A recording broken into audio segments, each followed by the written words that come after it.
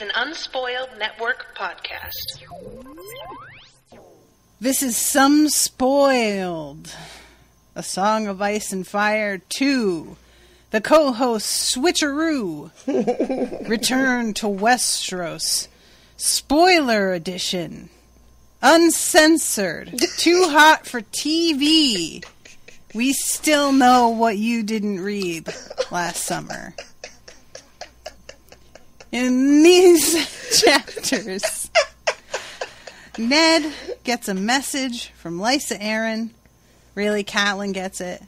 And she's like, you know what? I think a bad thing will happen to us if you don't take this job. And all of us are like, no. The opposite is true. Welcome to Some Spoiled.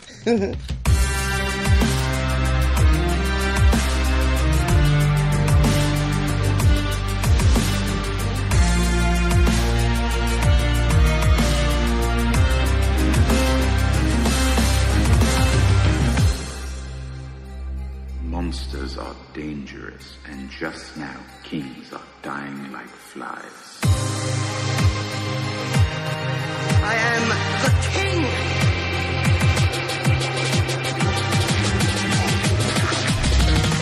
Fuck the king. Welcome to the show, everyone. I am Natasha. I'm Rashawn. So, Rashawn. Again, these chapters have a lot of similar events as to the show. It's true. Was there anything in this that was particularly different that caught your eye? Anything enlightening? So, the first thing I want to say is not necessarily new, but I am reminded she did not fuck with Jon Snow at all. Nope. And I think that kind of got lost for me as the show moved on, right? Y'all, she not here for this kid. No, she is being not. all in her house and the shame it brings on her. Mm-hmm. And I was just like, whew. Well, you know. Yeah. that is hard to read. Yeah, she's basically like, look, I understand if you gotta fuck other women. I'm not even that mad about it.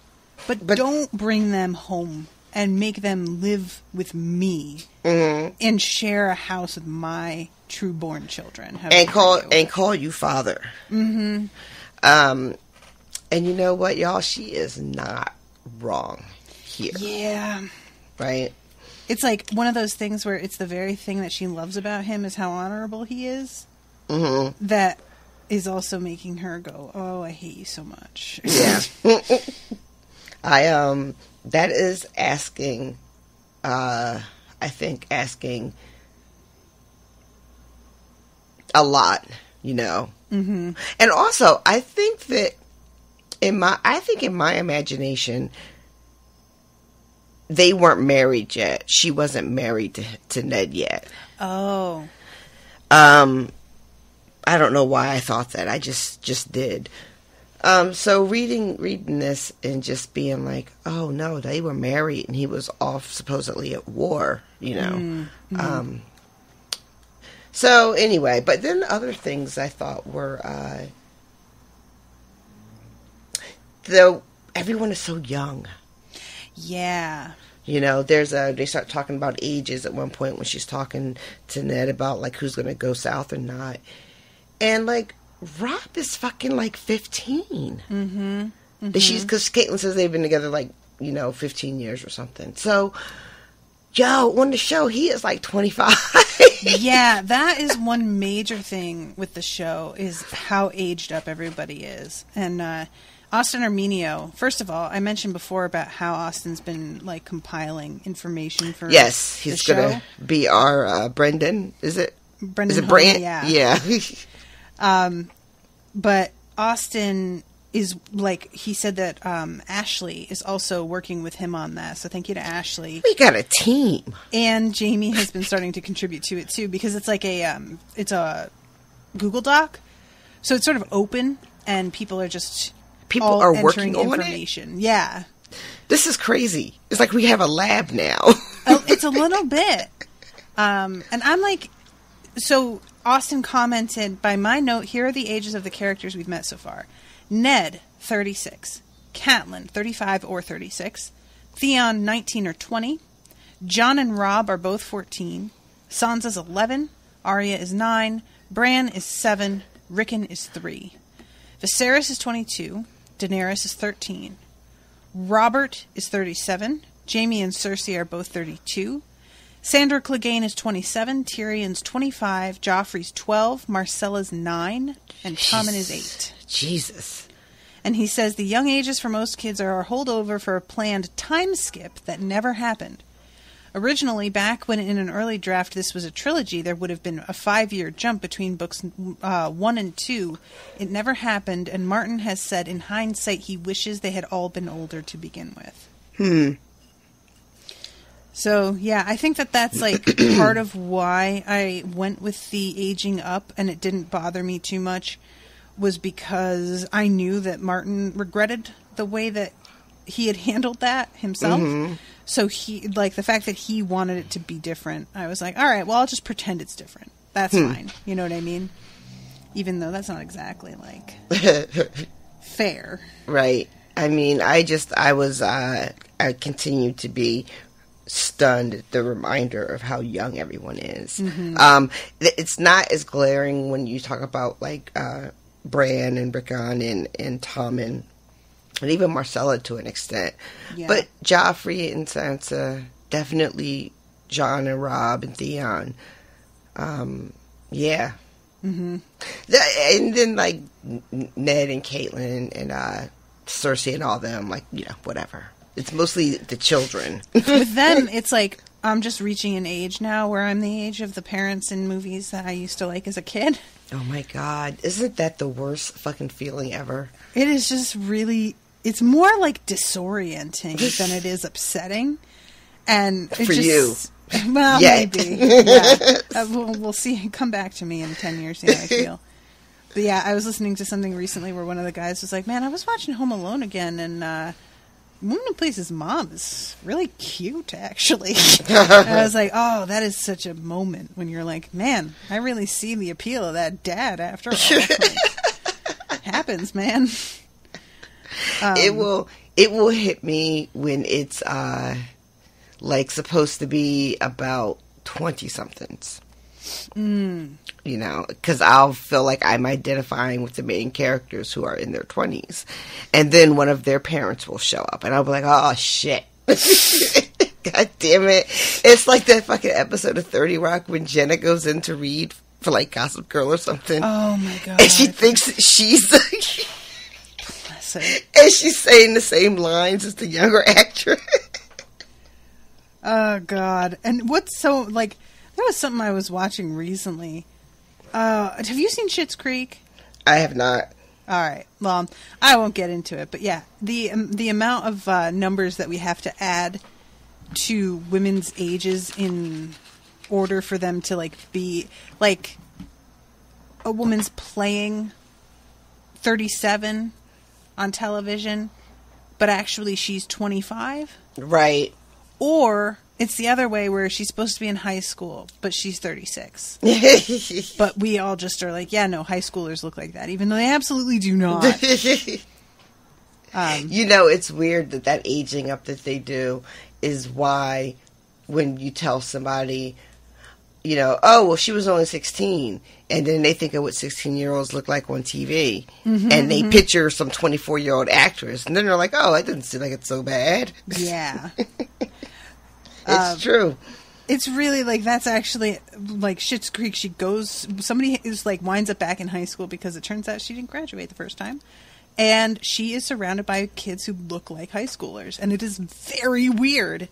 But it's nice to see for a change on TV because it's just so rare. Right.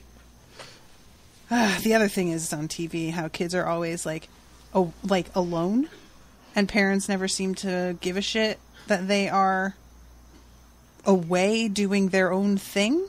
Oh, right. In a way that I was never allowed, you know, when I was that age.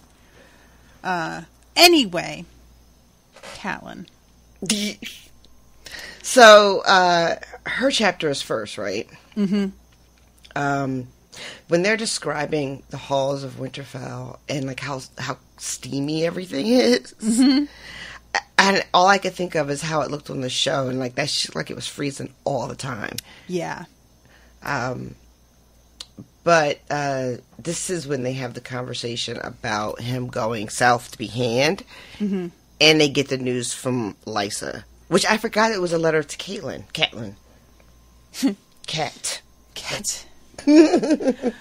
So, I'm gonna preface this with, bitch, I've been telling you to go to the fucking Mighty Network, and now that I've said it, I'm just gonna leave it alone, but I've been telling you. And somebody posted this amazing video, and forgive me, I haven't checked to see who it is, but I'll see if I can find it.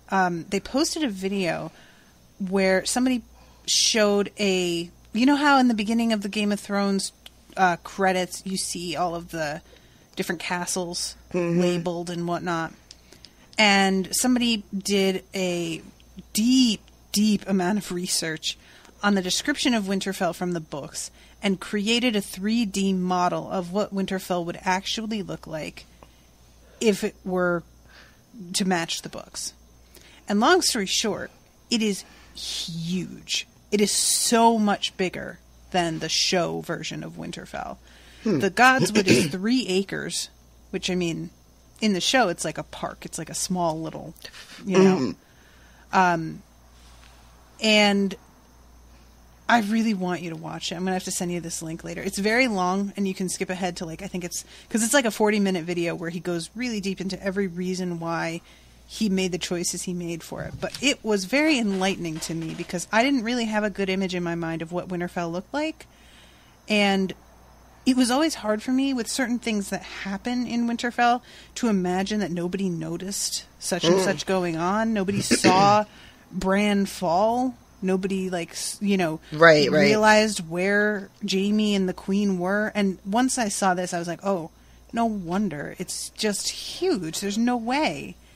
I'll tell you like what. Town. Listening to these chapters and we follow Bran, and I know, like, in my head, I know where he's going. I'm like, why is this taking so fucking long? It takes him forever to get across and up that fucking thing. He's just doing it for the love of the game. He's not here to just fulfill your plot desires. That's not his job.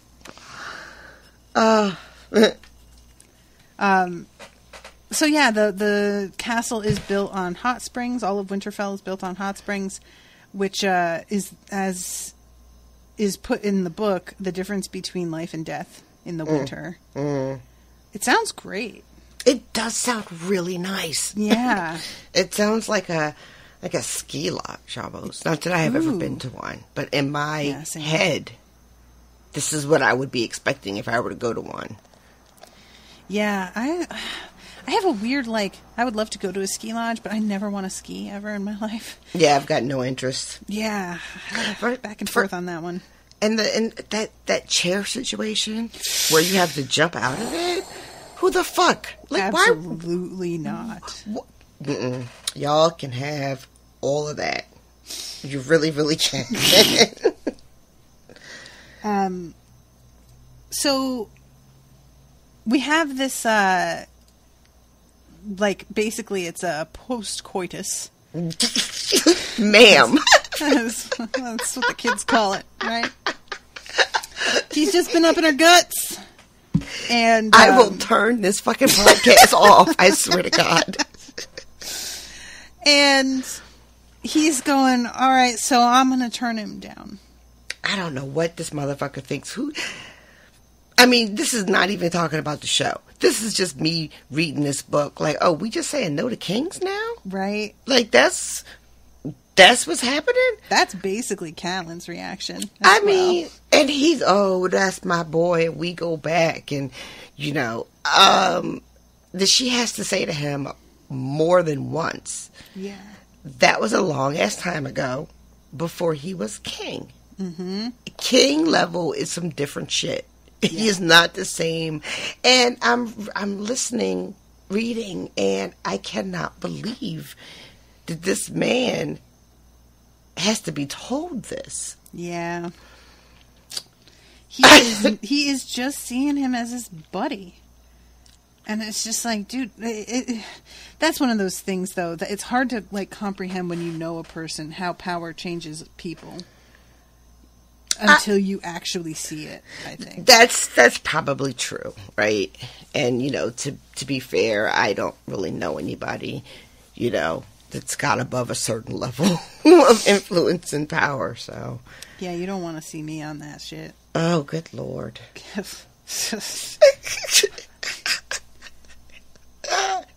I just thought about it. It just, you know, look, I'm not a terrible person, but I'm not like somebody you want to trust with that either. So that's all. But yeah, so they're going back and forth, and they get interrupted before they make any real headway on like whether he's going to go south or not. Yeah. And it's the Maester. You guys, this description of his sleeves and all the mystery pockets in the sleeves. I know it's not important, but I loved it so much. Just really, really enjoyed it. I don't know why. It just tickled me. But yeah, so the Maester shows up and he's got Maester. Maester. Yeah. What if I'm just thinking about heat Meisters? Maybe that's what's going on in my head. I mean, wouldn't he be like a cold Meister? He probably would be the cold Meister. That was an obvious joke and I missed it. I am so sorry. Damn it. Have you seen the images of the heat miser and cold miser and how much they look like Trump and Pence? I have not. Girl, it is uncanny. How have I not seen that? I gotta find them. I'll send them to you. I stay on the interwebs. So that was back in the days where you could still share memes like that and not just be like deeply sorrowful. Right. It was still kind of like funny in its way. And now it's just like you know that Kanye gif where he starts smiling and then he stops and starts shaking his head? Yep, that's exactly it. So he comes in with news from afar. Mm-hmm. And it is from Lysa, and it is in this I'm like a version of Pig Latin, I guess. You know. Yes, that's exactly it. This special language, which, you know what, that's something you see a lot in TV and movies. This idea that like very close children will develop special languages. Mm-hmm, mm-hmm. I have known a lot of children in my life. I was one once. I have literally never met any brothers and sisters or whatever that have special languages. Have you? I remember as a kid playing around with like trying to make codes and stuff. But it was never anything that stuck. It wasn't something that, like, you would consistently go back to. It was always just experimentation with, like, we'll replace each letter of the alphabet with a number, which is not new or very, like, difficult to, you know what I mean? Because it's always in this sort of, like, scene in a show where it's like, I have no idea what this means. This is a code I've never seen before. And somebody else being like, step aside. This is my secret language. But when you're actually a kid, it's some shit that has been done a million times that you thought was really clever. So you like, never really see that. Those memes that go around and they're like, if you can read this, that means you're smarter than, like, you know, but it don't have the like letters transposed or whatever. It's designed to make you share it because now you feel good about yourself, guys. It's not real. It doesn't mean anything, everybody. All right, I just had to get that out of you. So the message is that Jon Arryn was killed. Or Lysa believes that Jon Arryn was killed. And if I'm not mistaken, that's all she says. Yep, pretty much. Right. She doesn't tell them who she... Wait, does she say the Lannisters? She says the Queen. The Queen, okay. Mm-hmm. But we've, like, no idea why, you know, that they would have... What their motive would have been. Mm-hmm. And this kind of turns the talk of whether or not Ned's going to take this post or not around. Mm-hmm. Catelyn makes this great point, man. She's like, if that's your friend, shouldn't you be there to help him? Right. Like, I love too, damn. because you say it turns the whole thing around, and to Ned, it turns it around to like, well, see?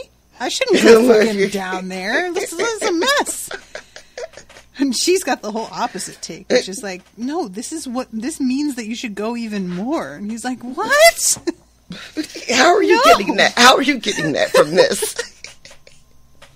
But and she thinks on the dire wolf that died in the woods with the antlers or whatever, and does not tell Ned about this sort of portents that she has, but which I don't know. I think she should have told him. I wonder if it's something that she's like shared things like that before, and he just poo-pooed it. I like to think that, because well, I don't know if he's more spiritual than anyone else, but he seems to take his faith seriously enough that he has this God's wood and that he goes out there to clean the sword after he kills somebody and all that. Mm-hmm. But I guess that does not necessarily make him believe in like this visions and stuff. Yeah, I don't know. And even if he did believe her, would he have changed? Would it have made a difference enough that he doesn't go? Because again, he keeps coming on the opposite end of things. So he might have done the like, well, see, again, why I should not go. Right. Which honestly. Yeah, I mean, it's kind of, poor Ned. Yeah. So, also, this whole thing about who's going and who's staying, I didn't really remember the reasoning behind. Like, in my memory, she doesn't go because Bran falls. Ah, okay. But turns out that he's already told her that she has to stay and run Winterfell. Mm-hmm. And that, who's going to stay? Robb and Rickon are going to be the ones who stay. Right. And he's going to take the girls with him to King's Landing. And then this is when they have that Jon cannot stay here moment. Yep. Which again, in my muddled brain, did not actually happen that way. I thought that he told them he was joining the Night's Watch, and that is the only reason why he didn't go or stay, because that was what was agreed to do. Mm-hmm. But she is like, no, you have to take that with you. Yeah. It can't stay here. He's your son, not mine. I will not have him. Mm-hmm. And he thinks to himself, you know what? It would not be right to leave him here with this. Yeah, I like that he says something about how she's being, like, hard-hearted. And she thinks to herself, like, he gives her this look that she almost gives in, and she's just like, no. I'm not good. Mm-hmm. This is not... And she remembers how there was one time where she asked him who the mother was. Because there was this whole rumor going around that it was Ashara Dane who... Yeah, like, I that was news to me. Mm-hmm. I don't know if it was in the show or not. I don't remember. So it was news to me. And I'm just like, why do I know that name? And then they talk about Sir Arthur Dane. And I'm like, oh, right. So... And I got myself confused for a second. Sorry. No, it's all right.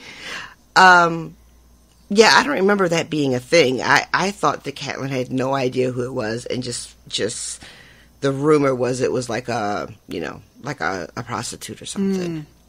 I think in the show it might be. So this is just, deeply offensive. And the fact that there have been rumors spread around Winterfell about it, too. Mm-hmm. Which, again, I don't remember if that's in the show or not. So this feels like, to me, she was dealing with something I did not fully appreciate. Yeah, I had actually forgotten about how, like, not only that there were rumors about who the mother was, but that he, like, asks her where she heard it. And she, he goes down to the kitchens after she tells him that she, like, heard it from servants or something, and just basically, it's implied that he just, like, fucking lays the law down and is like, y'all bitches need to shut your mouths. She said she'd never heard another rumor. Yep. So whatever he did or said down there, it was about that business. Mm-hmm. But, which is sidebar, y'all, that is very, very attractive. Isn't it, though? like, I know sometimes it feels like women are giving out, or not just even women, but people are giving out, like, mixed signals, you know, where we say, you know, the type of man we want, and we do in real life with the type of men that we say we want. But we also have moments where we acknowledge that, no, this is not necessarily who I would want to build a life with. Mm-hmm. However, wow. What can you do? Because, like, he puts his robe and slippers on and goes downstairs and works that shit out. Yep. Immediately Yeah. handles it. Mm-hmm. And it's never a problem again. I just like a man who's about his business. That's it. But she also says the one time that she had the courage to ask him, he was madder at her than she'd ever seen him before. Mm-hmm. I think she said something like it was the only time she'd ever been afraid of him or scared of what he might do or something. Yeah. Which, you know, one thing that having seen the show, you know, there's just no getting around is I know who we think at least John's parents are. Right. Right. Mm-hmm. And the show went ahead and dramatized, you know, that one theory, but we don't know if that's really going to be in the book or not. So I know, you know, that Ned is not his father. So I don't get to really experience fully, like, what's being shared in these pages from her POV. Mm-hmm. Because I know that, like, oh, but Ned wasn't that guy, you know. And it wasn't just some one-night stand, you know. And even so, I think a lot of us on the first read suspected that he wasn't the father. I know really? I did. Yeah. Why? It just felt so out of character based on everything that we had seen of him so far, even though it was only a few chapters. It was so decisive. Exactly even this early? He was. Yeah. And I immediately started to be like, that's why he got so angry at her. Because he is trying to keep up this thing.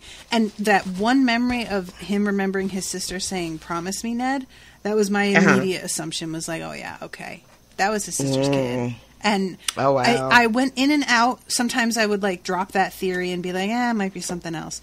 But I wound up coming back to that more and more often. And I think a lot of people really got the sense because of what we'd been told about who Ned was. We were just all sort of like, this doesn't line up. That's not his kid. Really? It just didn't feel like, if it were, that he would have been as angry at her for asking the question and as protective of the information about who his mother was. Ned is the kind of person that if he does something dishonorable, he owns up to it. You know, he's not going to, like, continue to keep that kind of secret if it's not necessary to do that. If it's only about his pride, or it just didn't feel right to me. So, yeah, I pretty quickly was just like, no, I don't think so. Huh. Which is part of why I was always surprised that, like, Catelyn definitely believed it. But, I mean, you know, what can you do? I'm curious, like, what I would have taken from it first read, like, if I hadn't already seen the show. Mm-hmm. But I don't know if I would have doubted it this early on, at least. You know, it might have taken me a little bit longer to get there. But so they end up basically agreeing. He's going to go. He's going to take the girls. They'll tell John in a little while about taking the Black, because Maester tells them that because they're having that heated moment about what to do with John. Mm-hmm. And he's like, you know, I did just hear from him that he would like to go to the Wall. And that shit was right on time. Right. Catelyn herself is just like, oh my God. First of all, thank you for interrupting this little tete-a-tete with that. And second of all, that's perfect, because I don't want any kids running around that could have any sort of claim on Winterfell. And if John has kids, that's a problem. So yeah, her mind went right there. Yeah, the fact that he'd be at the Wall means he can't have kids, and that solves that whole problem. So she's just delighted. Yeah, this really works out well for her, doesn't it? Ned is not like he gives in, but he feels immediately that he's just way too young. Jon is too young for that. And they have to be like, well, your brother will be there. He'll raise him like his own. It'll be fine. Which, y'all, it's not fine. It turns out not to be fine. Oh, man, it's a mess. I keep thinking it, too, as I'm reading. I'm just like, but this is all terrible. That's the thing about coming back to these books. It's like, it is fun to be in the world again. It's so, like, kind of comforting in a way to see everybody again, but how much pain is coming. Yeah. And it just, it's hard. And I heard a couple of names that I don't know what happens to them in the book, but I know that they are different than what was in the show. And one of them is in Arya's chapter, and her name, it's a friend of Sansa's. Her name is Jane Poole. Yes, I know that she is something, but I don't remember what. But I know that there is something to do with her character that gets flipped on the show. I don't know if did they do away with her character, or they blended her into like two other characters. I can't remember. But when I read that name in the needlepoint class, I was like, oh, Spidey senses are tingling. Yep. So I'm looking forward to, like, because now I'm like, oh, yeah, that's right. There's going to be shit I don't know. Even though so much of this so far has tracked really closely with the first season, it was a reminder that I don't know everything. So yeah, I'm excited. I was super excited. And then what was the other thing? I can't remember. There was another line, and I can't remember what it was. Maybe we'll get to it. I know that we get introductions of the Kingsguard from Bran's perspective, and we have the mentions of Barristan Selmy and Meryn Trant, who... Those names don't sound familiar. You don't remember Barristan Selmy? Oh, wait, no, yeah, I do. He's like the Kingsguard or something. And then he ends up leaving in the show and going and joining Daenerys, and I don't know if that happens in the books. I honestly am so mixed up on some things that I can't remember what's books and what's show. So I won't get into that. But that's who that is, though, right? And then the other one, Trant. Trant. See, I don't even know his name. Yeah. So I don't think I know who that is. But yeah, there are some names that are just tossed out here very casually, and it's just kind of wild sometimes to see how offhand somebody is mentioned by Martin, who we know winds up being very key. But at this time, there is no need to go into that. So it just doesn't feel like they're particularly important. And it's just it's an odd thing, So, the next chapter, since I brought it up about the little girl, the next chapter is Arya's chapter, right? And my God, this description of her, you guys, she's so cute on the show. Yeah, she's that Hollywood ugly. Where it's like she doesn't look like Megan Fox, so I guess we're all just gonna act like she's so homely. You could hardly believe it. They call her Horseface. Yup. I wasn't ready. But she is. This was so much sadder to me than what I remember. I feel like, on the show, at least, she was like mostly annoyed and irritated by the girls' chatter. And this felt much more like she was lonely and she was sad and her feelings for her. Yeah, agreed. I think it's a lot easier on television to portray like contempt and feeling like, oh God, girls, am I right?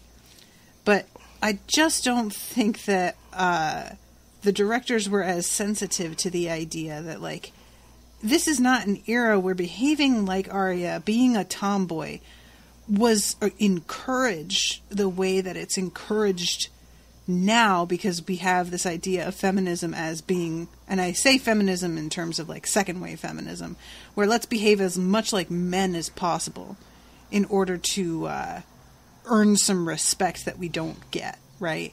Mm-hmm. So I think that the directors were kind of like, oh no, but she would do this and she'd be encouraged by everybody, and you know, there would be the proper people who would look askance at what she's doing. But the cool people would all be like, Arya's so awesome. Look at her, like, trying to get out there with the boys. Nah. That's not how it goes. There's an expectation of her because of her station that she be able to, like, make alliances through a marriage, and she has to act a certain way for that to be a potential possibility. Right. And we just, I don't know, it's just a very modern lens that I think they filtered it through, and I liked that Martin doesn't really do that. Yeah, I mean, I feel like, you know, it's, like you said, it's more fun to watch a girl, you know, reject those expectations so that we can all sort of cheer her on, like you said. Yeah. But I hate to use the word the reality of it because we're talking about fucking fiction. But, you know, the expectation of what she's supposed to be able to do and the fact that she is failing at being able to do it would be an incredible burden, I would think. Yeah. You know, and would be very damaging to your self-esteem and, you know, your self-worth. So yeah, I felt like that was a very different take than on TV. So, and I think that this one is probably the one that makes the more sense. Yeah, agreed. She's a little girl, and she's constantly being told that she should be a way that she's not. Right. Like, just no matter what way you slice it, that's a fucking rough place to be as a kid.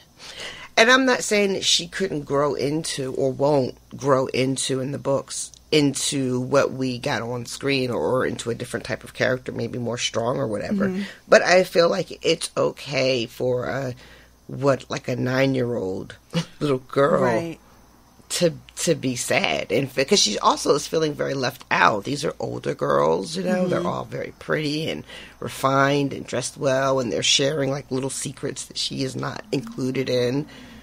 You know, they're getting praise from the teacher that she's not getting. Yeah, this is not a moment to cheer. Yeah. And we have her running out of there finally because she's in just tears. had it. Yeah. And she goes to the yard because she knows they're going to try and find her in her room. And she's like, all right, you think you're so smart? I'm going to go somewhere else that you would never think. Even though I'm pretty sure they would think, though. I do want to say how happy she was when she saw her direwolf when she goes I know. back to her room. It's a very sweet moment. I just wanted to, you know, shout that out because it was adorable. Her contempt for Sansa calling hers lady. She's like, oh, of course she did. So she runs into Jon, who is also watching the fight, and she kind of is like, she came in hoping that she was going to get to see Robb lay fucking Joffrey out, but instead it's Tommen and Bran, and I love just how not early exciting. I love how early on both her and Jon were like, he's a fucking piece of shit. Right?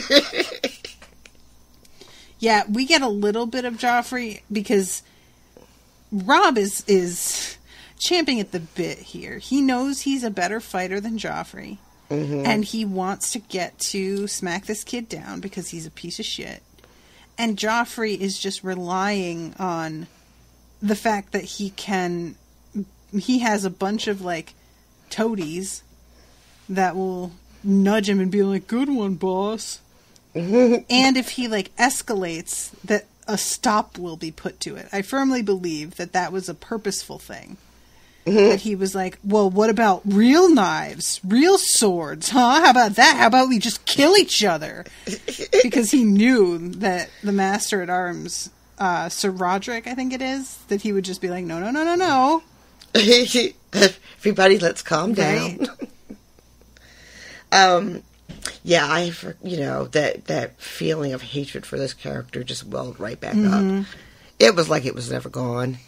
So, that's exciting. I love hate. And it's also weird, too, to keep being reminded that Joffrey is, like, considered handsome. Yes. Because he's just so not in the show. He's not, like, a bad-looking kid, but that's not a word I would ever think, you know? There's also, like, they describe him as being, like, tall, which is not, like, how I remember him being. Yeah. But, and just that poor actor, that Jack Gleason kid, he was so good in this role. And as far as I'm concerned, he can never, ever do anything else again. Right, that is it, kids. And I feel, like, so bad for him because he's so young. I think that he kind of decided to leave acting anyway. Like, as far as I remember, there was an interview with him where they asked him if he wanted to keep doing acting, and he was kind of like, nah, I don't think so. I'm pretty much done. So I guess that works out, but... Yeah. I mean, he just had, like, the most punchable face. Oh, yeah. So, yeah, he's just being, kind of a dick, because that's just what he does. There's a really fun moment with, I guess it's, who was fighting Tommen? Is it Rickon? No, it was Bran. He's 3. It was Bran? Yeah. And he's all wrapped up, and he's on his back like a little turtle. I keep thinking about Christmas Story. He's got all those... the snowsuit. All the snowsuits. Yeah, just like that. And yet, Arya and Jon are watching this, and she kind of, like, puts her foot in her mouth a little bit, like, why can't you go and fight? And he's like, because I'm a bastard, and there's no way that they would let a bastard fight a prince, like, and she's like, oh, shit, yeah, that makes sense. Like, Yeah. I can't believe I just said that. Yeah, Jon says, I don't know if he was being sarcastic or not. He says that only, like, noble bloods can touch, what did he say? Can spill noble blood? Something like that? Something, but not like as dramatic as spilled blood, Yeah. but like, rain blows down upon him.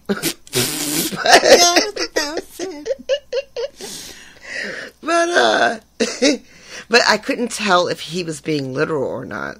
Do you know what I'm talking about? No, I do. I think he was being literal. Okay. I'm trying to find the spot for it. I couldn't tell if the tone was like, you got only a noble-born can smack another noble-born around because, they're so fucking precious. Here it is. Bastards are not allowed to damage young princes. Any bruises they take in the practice yard must come from true-born swords. Yeah. That's what he meant, so, right? Yeah, that's it. Do you think, is that like I think that's literally true, yeah. What a ridiculous hierarchy. Listen, all I can think a lot of the time when I'm reading any stories like this is just how... It's not just how, like, foolish this all is, because, oh my god, who cares? Just really, in the end, shut up. But also, like, this is so stressful. Everybody constantly jockeying, trying to, like, get favor. Yes! It's just tiring, man. Oh my god. I just started watching Vikings, and I swear to God, I was watching it. I'm like, oh, this is another show about, like, greedy, insecure men just trying to take advantage of each other and become the new person in power. Yes. Just so someone else can come along and get them out of there so they can be the new person in Yes, power. correct. That is the show. However, I'm still going to watch that shit. They are very sexy while they do it, so it's fine. Everybody's too dirty for me, and I can't do anything with anybody on those shows. Not a problem for me. So, the other thing they talk about is they notice, well, Jon had noticed because this little guy sees everything, apparently. Mm-hmm. He notices the, whatchamajiggy. What's that now? The what? I just said, What'd what's you say? that now? Oh, I thought you were going to say whatchamacallit, but you ended with jiggy, which I wasn't expecting. Got to stay on your toes. He notices Joffrey's, like, sigil or whatever is, like, part stag and part lion. Mm-hmm. And he's like, look at this cocky little motherfucker. just having like the kings, whatever, isn't good enough for him. You know, he's got to have both. Which, you know what? That's a fair fucking point. Yeah. Because we just spent like 2 minutes or whatever talking about the expectations the area is supposed to meet, right? There should be some very clear expectations on Joffrey. And yes, I know, at least from the show anyway, that he's a spoiled little kid that gets to do whatever he wants. However, we are supposed to believe we are in a society that functions a particular way. And I will see how the book does it. But I don't see where a king lets his son do that. You know, it just does not seem right. It doesn't seem believable to me. All right. You know, I had the same, because I'm pretty sure they did the same thing on the show, but I don't think we see it till later. But anyway, and I remember just thinking, hold up. Because that is so disrespectful. I mean, my theory is that it's about how much power the Lannisters have over Robert, which we've already seen and heard him talk about. Well, that's true. You know? I don't know. I just feel like there are certain, like, even when you're talking about power and who has it, right? Whether the Lannisters have it or the king or not. But in my mind, even if they have Robert by the balls, Robert is king. And Robert being king serves them, you know, right? And the more powerful he appears, then the better their interests are served. And this just feels like something that makes him look weak. Yeah, and, I see that. Even if the Lannisters, because they're fucking such egomaniacs, maybe they'd be willing to let him look weak so that everyone else can see the power that the Lannisters have by the king letting this be a thing. Which actually, now that I say that, makes sense. But I still don't like it. That's fair. I don't like it. But all John and Arya really have to say about it is to look at this dickhead. Yeah. I really enjoy the two of them commiserating over how much Joffrey sucks. Also, I want to mention this not because I'm trying to put ideas in your head, but because I need you to feel the pain that we all felt when we heard this the first time. Apparently, you know how there's the whole, like, Cersei and Jaime incestuous affair. Martin... In general? Yeah. Oh, yeah, okay. Well, apparently Martin had been going to have Arya and Jon have an incestuous affair. Oh, I've heard that before. And he, like, pulled back on that. And I feel like there's a moment here where he, like, tousles her hair and she blushes. That felt highly suspect to me. And I was like, I don't know if I'm reading too much into that, or if that's just me being like, God damn you, George. Why did you have to put this fucking idea in my head to begin with? Creepy ass. Yeah, I'm really glad that turned out not to be a thing. Yeah. Probably more. Well, this is going to make me sound like a deviant, but mostly the age thing. Yeah, that too, definitely. You know, and the reason I say that is because I did watch the whole 8 seasons with a brother and a sister fucking, so I feel like I don't have any high ground anymore. But with the age thing, it's definitely like, yeah, no thank you. Yeah, I feel like if you're gonna have an incestuous relationship, having it be between twins is like the safest route that you can take, so that they are almost exactly the same age, and that in particular doesn't like play into the equation. Right. But you know, it's never going to be an ideal situation. So. Yeah, that's true. Did you ever see that Jeremy Irons movie, Twin or Twins? No. Oh, good Lord! Is that an 80s nightmare? He plays a set of twin male gynecologists. Oh, God. And it is dark. Yikes. like 80s dark. I have only ever seen it one time. And I I still feel like, oh God, how did that happen? Yikes. I don't know what it is, too, especially with the 80s, about, like, this idea of gynecology being, like, this real, like, sexy profession. Guys, if you have ever actually, like, learned about gynecology, or if you are a woman who has been examined, you know. Do people think that? Yeah, like, that's like, at the end of Animal House, one of the dudes becomes a gynecologist, and it's supposed to be, like, such a punchline that, like... Oh, my God. You know, and it's just like, yeah, you know, like, very, very unattractive women also need to go and get exams, right? Like, this isn't a... You're not a player. You're not going to be working at a modeling agency. You know, it's like they're acting like he's out here with, like, the bikini inspector, like... Whenever they have that sort of thing, and it's just like, yeah, the bikinis don't have any people in them. When you inspect them, though, is kind of like, eh. And I know that's like the joke is that it doesn't make any sense, but also just, come on, let's not. Yeah, no, I don't think that's supposed to be part of the joke. Maybe it's not. I think people who think that's funny really just think it's funny. They're just like, bikini.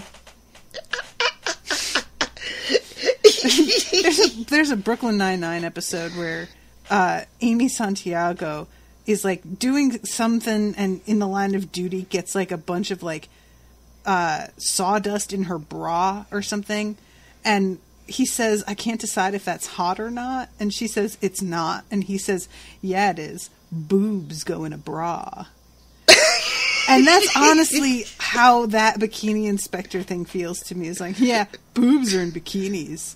And that's as far as anybody thought that one through, and that's it. And I can't tell you guys how many times Owen has said boobs go in a bra to me while wiggling his eyebrows since we've seen that episode, but it's a lot.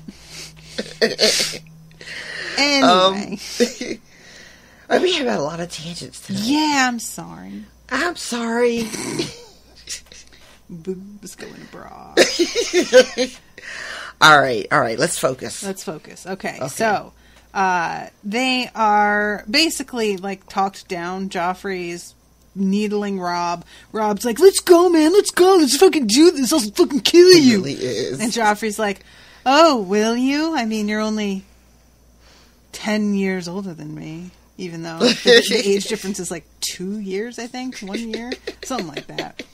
And Robb is literally, he starts cursing and has to be, like, carried away by his friends. Oh, my God. Which is hilarious. It really is kind of, fucking high school parking lot energy. Mm-hmm. And Aria's watching the whole, especially when Tommen was fighting, she was just like, I could do better than that. Yep. Oh, Tommen. So this whole demonstration has been disappointing, kind of, for everybody involved. Mm-hmm. Hello? I'm here. Oh. I just finished my sentence. You ended that sentence so abruptly. It really sounded like you had another thing you were going to say. Oh, and I meant to mention that Clegane butts in. And just oh my God, just right. Give them real swords. I killed my first man at 12. This is embarrassing. And Robb really, like, his pride is pricked by that one. He does not like that, the suggestion that he's, like, behind the time. Yeah, he's really something so far, this Robb Stark. Yeah. You know, he's a lot more hot-headed than he is in the show. Yeah, this. I mean, it's super early in the book. Mm-hmm. Don't at me. But, like, I'm already finding him tiresome. Oh, shit. You know, it's just, and it's not his fault. He's like a, whatever, like a 15, 16-year-old kid. This is, of course, this is what they do. But, why are you so hyper all the time? Is hyper the word? Just, ready to go. Just ready to go. I feel like... He had to race Jon back from the outing to kill the guy. Yeah, that's true. Forgot about that. So, I guess he's just supposed to be like, boisterous and full of life and ready to face the world. And, Piss and vinegar. Yes, that is exactly the type of shit they say about people like this. Bright-eyed and bushy-tailed, full of piss and vinegar. That was like my mom's things. She would come and get me up in the morning. I was never a morning person ever in my life. And she would go, "Come on!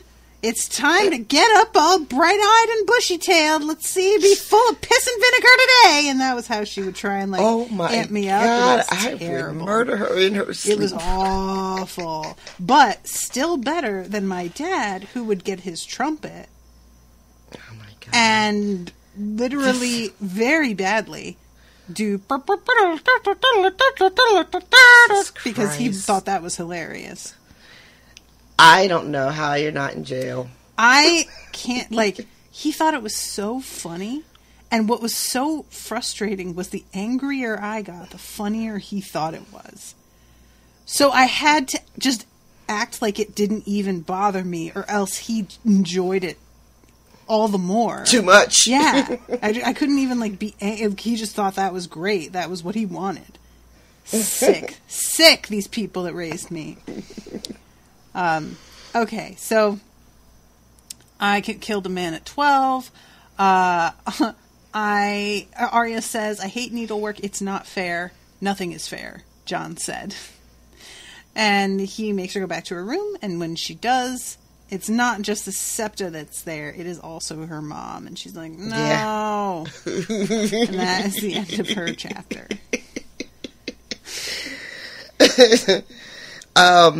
And then the next chapter is Bran, which is, it's mostly his day of exploring. It opens with, everyone has gone out for the big hunt. Well, not everybody, we find out. But most people have gone out for the hunt, and he had to stay behind. Mm-hmm. His little pony, you guys. I love this so much. So this is like the second time we've seen him on that little thing too, right? Yeah. Because it opens with them on that. Oh, it's the cutest fucking thing. He goes exploring, but then we find out, the whole backstory of him climbing everything all the time, mm-hmm. and how he's gotten in trouble for it, and then he promised Catelyn that he would stop because she's just terrified he's going to fall and break his neck. And he only lasted 2 weeks. And then, so as punishment, Ned sent him out to the Godswood to, pray for forgiveness. And they find him sleep in a tree. I love that. He posts a bunch of men to, watch over him. And then they come in and he's, gone. And they find him asleep in the branches. And I was just literally, who can fall asleep in tree branches? Who can do that? That's not comfortable. That's not something that's, I'm just... This kid is not normal. Yeah, it's very cute though.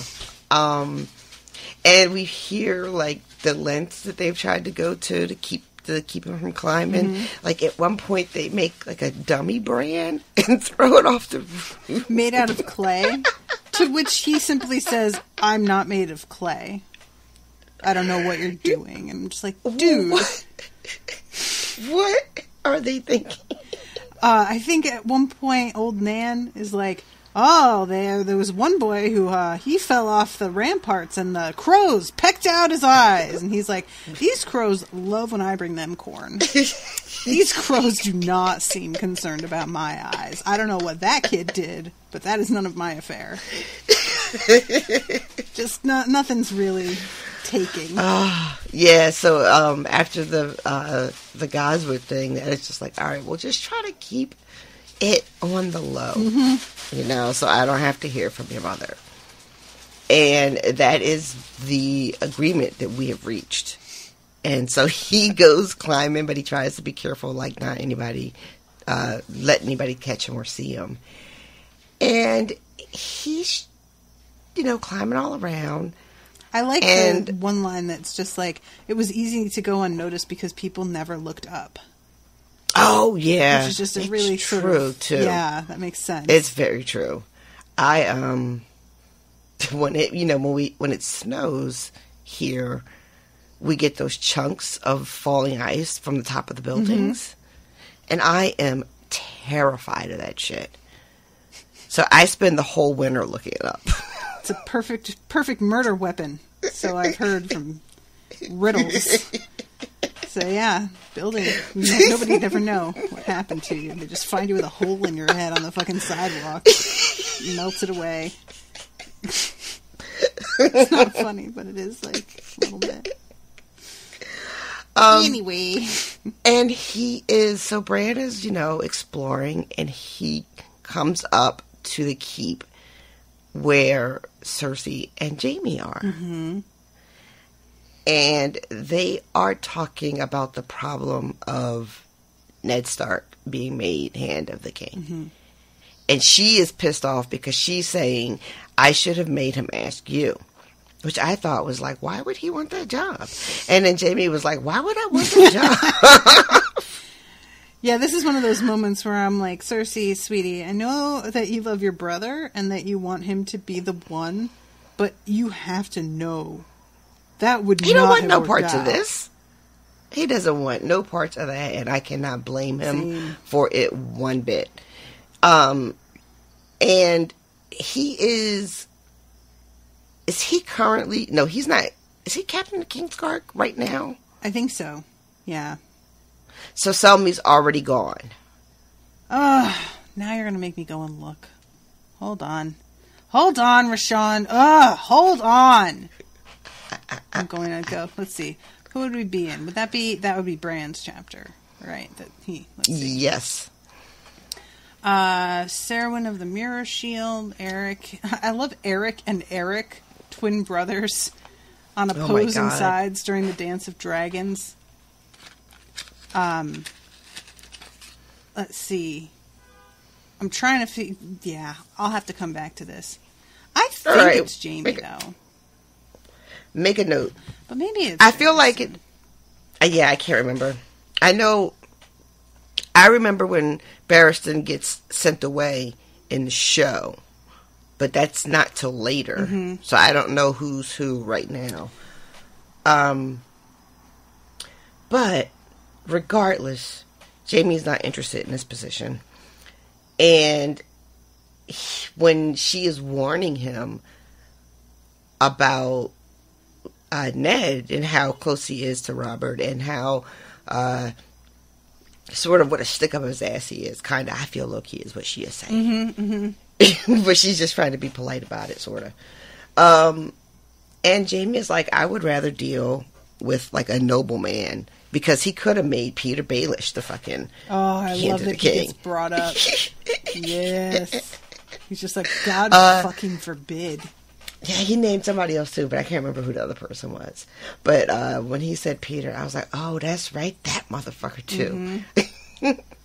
So, and I hadn't thought about him in a minute, so I was like, oh my God, that's right. We're going to get stories about him too. It's so nice to see these characters popping back up. Yeah, it's wild how many people you forget too. Because just there's so many characters, oh my God. Let's see. Named Sir Jaime Lannister, the new Warden of the East, even though Eddard Stark speaks of Jaime also being in line to inherit the title of Warden of the West.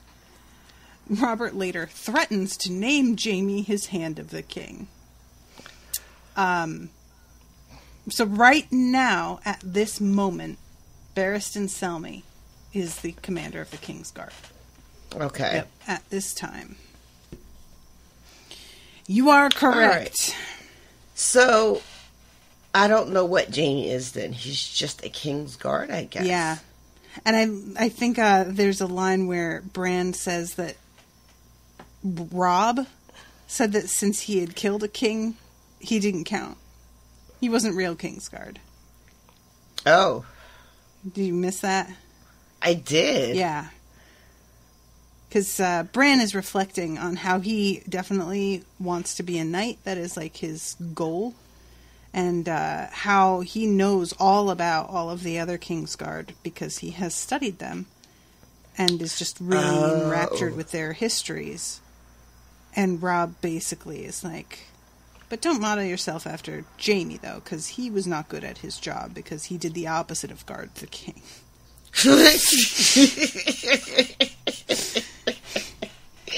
He did the opposite. I mean, literally. Yeah, he kind of did, though, right? Mm-hmm.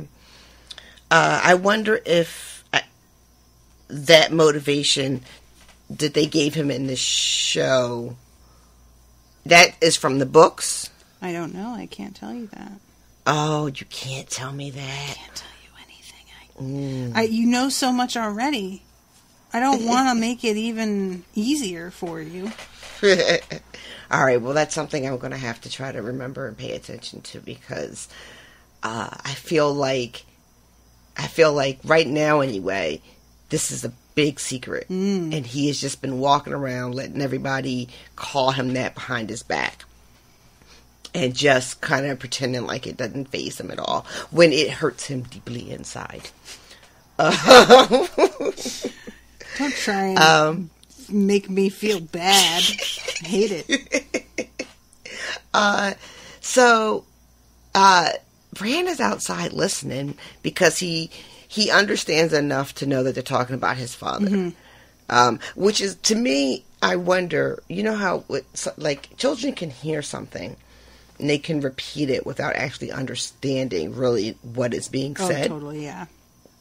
So I'm curious how much of this means anything to Bran. Like, even that he was like, oh, wait a minute, they're talking about that. Let me hear what else they're saying. You know, that's just sort of like an instinctual kind of thing, because we're all nosy as fuck deep down inside. Especially when, you know, we come across someone talking about something or someone we know. Right. Especially a someone. But both our husbands are noisy as fuck tonight. Right? I don't know what is happening. Fuck. What was I saying? We were talking about the... But what Bran knows and understands. So... from the show, I'm trying to remember, I feel like maybe he never gets to tell anybody. But, like, that doesn't make sense to me. Why wouldn't he get to tell anybody what happened? I don't know. I can't remember. So I don't know if in the book he's going to be able to tell anybody or not what he hears. But if he does, did he get it? You know, or is it just going to be they said Dad's name and then they said something about, you know, something, Peter Baelish, you know, you know, something that isn't like helpful. Yeah. So I'm looking forward to that because I cannot remember how that goes. Well, I guess we'll have to wait and see. Yeah. All right, so he's climbing. We get the crow's eye look at what Winterfell looks like. The description of much of the Kingsguard. The fact that his brother named his direwolf Shaggy Dog. Shaggy? I forgot about that dumbass name. Y'all. I know that he's just a baby. Bran agrees with you. It is a dumbass name in his opinion. I had to stop and be like, wait, that baby is like 3 years old. Stop being so mean and judgmental. And I have forgot, too, that when Bran starts climbing here, his direwolf is agitated. His direwolf knows that some bad shit's about to happen. Yep. And Bran is not listening. Nope. And yelling at him and be quiet because you're going to get me in trouble. Yeah, that was really cool because I'm here for how important I feel like people would always say how important the direwolves were in the books, and people were like constantly disappointed that they weren't either in the show more often or, you know, different beats with them had been given to like human characters, you know. So I don't know how much of that is just people complaining about the books versus the TV show, or if there's really something like good that's coming for me that I don't know anything about. Yeah, I understand the limitations of having to use effects and everything for all of the direwolves. That's like a huge money and time suck. But I definitely felt the difference with them not being as involved in the story, personally. Yeah, so I'm looking forward to that. So this little tidbit about Bran's. Bran is saying everybody else's dog's name. What is his dog's name? He hasn't named his dog. He hasn't named him yet. No. Okay, all right. Because he talks about he calls Aries. She named it after some old witch. Yeah, I love like, that. That's fucking rude. Well, is it, or is that just our internalized misogyny? You get on my nerves. So he's climbing up to the broken tower, and he's super used to being the only one up there. So when somebody starts talking, he almost falls. Like, he's just like, what? Oh my God. And then he hears them say his dad's name, and he realizes this is some important shit. And so he tries to hang around and listen, literally. And then he's like, I'm going to have to see who it is who's talking, which is so adorable because he's a child. So it's so obvious who's talking. Yeah. But he doesn't, get it. Right. And he kept saying how he didn't want to, swing by because he was afraid his feet were going to show. And then he just pops his little fucking head up. Oh, Bran. So, yeah, he drops his head in and he sees the queen and her brother, and he must have been hurting her because she was crying out. Oh my God. Indeed. That's all I have to say about that. And she opens her eyes and sees him and screams, and he does nearly fall. And Jaime grabs him and helps him up onto the windowsill and asks him how old he is. And Bran says 7, and the queen again is like, he saw us. And it said, the man looked over at the woman. The things I do for love, he said with loathing. He gave Bran a shove. I had forgotten that it's with loathing. And it was funny because I had just read this and thought, oh, I forgot he said it with loathing. And then I think Jake in the Mighty Network posted, I forgot that Jaime said it with loathing. And I was like, yeah, me too, buddy. Yeah, it's... adds a little bit of something to me. He's very careless about it in the show. It's almost like he finds it sort of amusing. But, yeah. Yeah.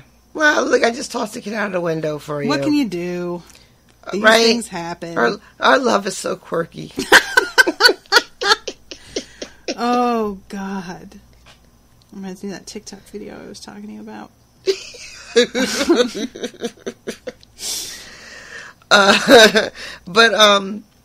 So yeah, this, this is coming. We know that this is coming. And it was still, low-key shocking. Yeah. Like, this is a grown man who just let a child fall to what he is hoping is his death. Yeah. And did it with very little provocation. Yep. And just, is that what this book is going to be? Is that the kind of people we are getting ready to meet? And, once we know what's going on, it's more provocation than it looked like. Because that's what everybody would be killed. But right at the time, you're just like, what the fuck?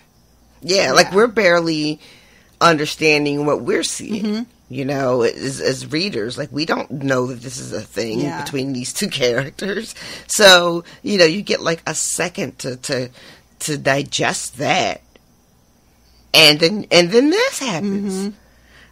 So it really is a little bit of a 1-2 punch. And you're just like, well, what the fuck is book? I also think it's really mean-spirited to have him save Bran at first. Yes. And then shove him because you think oh, I thought he was just going to let him fall, but he didn't. Nice. Right. And then he's on second thought, psych.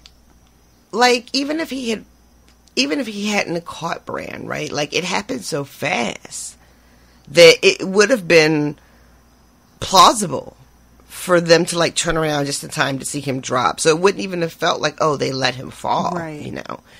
But, so that could have been a way to go.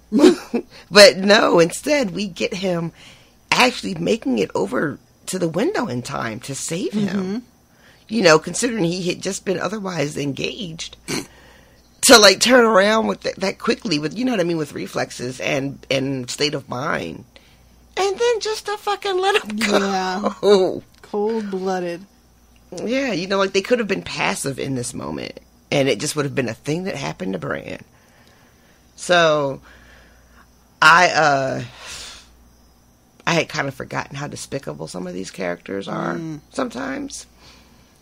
So, I think that is going to be a reminder that keeps happening. Where I'm just like, oh shit, that's right. These people are trash. Right, yeah. Yep.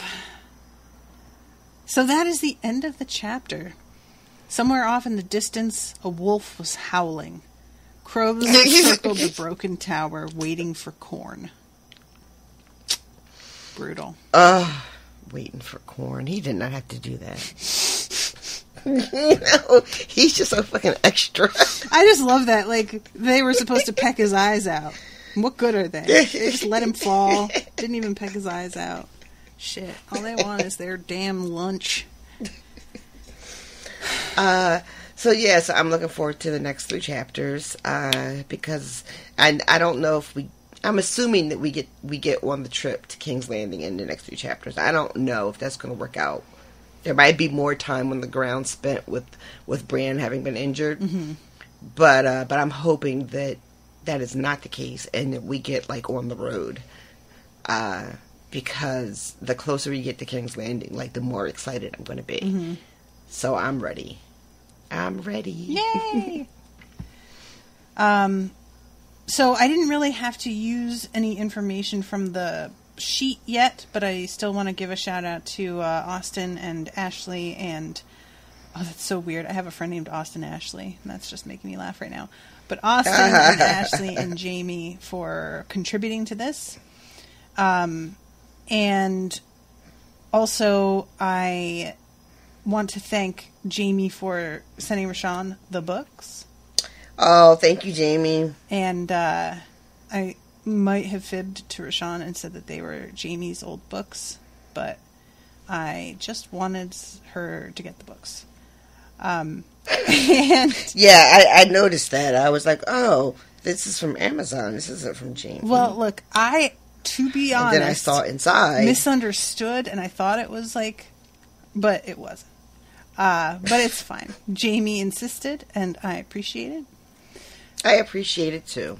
And if anybody, if you guys have comments and whatnot, I'm sorry about not posting on Facebook. Again, I've been banned from there. My personal account's fine, but I can't post on the main page. So if you're trying to leave comments, I would recommend Twitter. If you're a patron, obviously leaving them in the Mighty Network, or emailing me if you have something specific that you want to mention. And I know that there's a lot of ancillary material, as Rashawn knows. So we, on every beat of everything, we're not going to get to talk about. I'm not going into the history of stuff if it hasn't come up in the story yet, because a lot of it is stuff that either Rashawn wouldn't know because the show doesn't get into it, or it's stuff that she wouldn't remember, and I don't feel like I want to tell it to her when the books will reveal it themselves eventually. So, just FYI, because I have had some people come at me and be like, well, such and such and such and such, and I'm like, well, yeah, but she doesn't need to know that yet, and I don't want to just info dump on her. So, if there's something that hasn't come up yet that you think is crucial, definitely let me know. But if it's something that does get mentioned later on in the books, just be patient and let things unfold as they do. Also, I had somebody ask a question because, Rashawn, I think I told you about how the third and fourth book were divided up and had been going to be one book, but were too long. And so he split it according to character rather than splitting the story down the middle. He took all of the Daenerys chapters out and put them in the fourth one. So there's no Daenerys in the third one. Have I told you this? Not recently, no. Okay. Well, a lot of people had been asking because there is a reading list out there on how to put them back together again and read it the way that it was originally written rather than the way that it was released once it was published. We're not doing that. We are not doing that. Okay. No. Some people have suggested it, and it's the kind of thing that I'm like, in theory, it's interesting. It is way too confusing, you guys. All Rashawn needs to remember is it's 3 chapters, and even that, she has to, like, ask me again on the day of and be like, it's only 3 chapters, right? I do not want to have to give her, like, a list that she needs to reference every week. You sure don't. And you know, bounce between 2 different books. I don't want to do that at all. It's just too much. And beside the fact, that is something I think it's more appropriate to do with somebody who's already read all the books. And then you go back and you do it and see how it changes. Rashawn's never read them at all. So I just think that's not really going to give her the full experience of reading them the way that we read them when they came out. So, yeah, I just wanted to address that because a couple other people have asked. And it's just too much. It's too much. Yeah, I'm sorry, guys. So, it's just enough for me to get these out, and I don't do anything. Natasha does all the work, and it's still too much for me. Just, like, and I, you know, it's been so long since I read them, these books, that I don't feel like I'd particularly get anything out of it doing it that way this time around. If we like turned around and did an immediate reread, then I might be like, okay, I'll do it that way this time just to see. But it's been nearly a decade. I'm not. It is just, it makes me tired. Just the thought of it just makes me tired out. So, anyway, that's that. And I want to thank everybody so much for pledging on Patreon. If you're interested in becoming a patron, go to patreon.com/unspoiled. The patrons only show that's running right now is currently me and Miles covering Mistborn. We are about 2/3 of the way through the book. Shit's really beginning to pop off now. And it is a really, really relevant series to what we're going through right now as a country. And, you know, I say that like as an American, but I know a lot of countries are sort of going through a thing. And it just, there's a lot in Mistborn about a kind of racism and capitalism and the ideas of privilege even within one class. And it's very well done and moves slowly enough that it's able to address a lot of these things, but also is fast-paced enough that you're just dying to know what happens. And I have been really, really enjoying it so far. I'm the unspoiled one. Miles has read them all before. And we are, as I said, about 2/3 of the way through, and for the last like couple of chapters, Miles is going to live read them on a crowdcast to me, and that is that's what you deserve. I'm really interested. It's gonna my birthday is October 1st, and I'm taking that week off from recording, and we are timing everything so that Miles will be doing the live read the week before I take my break, so that we'll finish the book then. We're going to be doing the trilogy, not the entire Mistborn series, but we're going to take a break after the first Mistborn book to bounce back because Miles and I had covered the Twilight series. And we're going to take a break after Mistborn to go cover Midnight Sun real quick. Oh, shit. And then we're going to jump into covering the second Mistborn book. And Miles was unspoiled for Twilight, and he's going to be unspoiled for Midnight Sun, which is an experience. It's a weird thing, y'all. I like everybody. You read it already? Uh-huh. Oh, my God. I really think that it's Stephenie Meyer doing some damage control. Because there are people who come across much more likable in Midnight Sun than they did in the original Twilight series. And I think that she saw some of the criticism and low-key was like, oh, they have a point. And so she tried to sort of undo some things by adding context that wasn't there. And it's sort of amazing in a way. So anyway, really? Yeah, I find it really interesting. So anyway, yeah, that's what's on the docket for patrons, $5 and up. And then after Midnight Sun, we're going back to the second Mistborn book. So I just want to give everybody an idea of what's going on. And every episode of the Mistborn, we just end with fuck the police, and that is our sign-off. Because that series really makes you feel that in your bones. And I think that's everything I wanted to mention. Is there anything you want to add, ma'am? No. All right. Just thanks for everybody hanging out with us tonight. We got a little off a little bit. It's fine. But, it'll be fine. And last thing, I will be doing at least one, hopefully more, but at least one Unspooked episode. Those of you who haven't heard Unspooked, if you're not a patron, they are the Halloween time spooky story episodes that I've done the past few years. I think I might release one. I don't know how I'm going to do it so that it's easy for everybody to access. But I think I might put one out there so that everybody can give it a listen and see how they like it. Because they're really, really fun.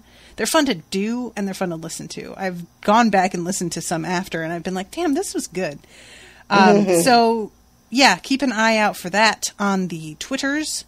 And I might put it up on the web. I'm going to have to make better use of my website. Now that I don't have Facebook to just fall back on, I've got to make my Facebook or my website make more sense. So keep checking the website, unspoiledpodcast.com, you guys. I will be trying to update some stuff on there. And I'll probably put the Unspooked episode front and center on there once we're heading into the Halloween season. All right, everybody. Thank you again so much. And we will be seeing you again next week with 3 more chapters. Until then, toodaloo, motherfuckers. Bye, guys. Joffrey, Cersei, Walder Frey, Meryn Trant, Tywin Lannister.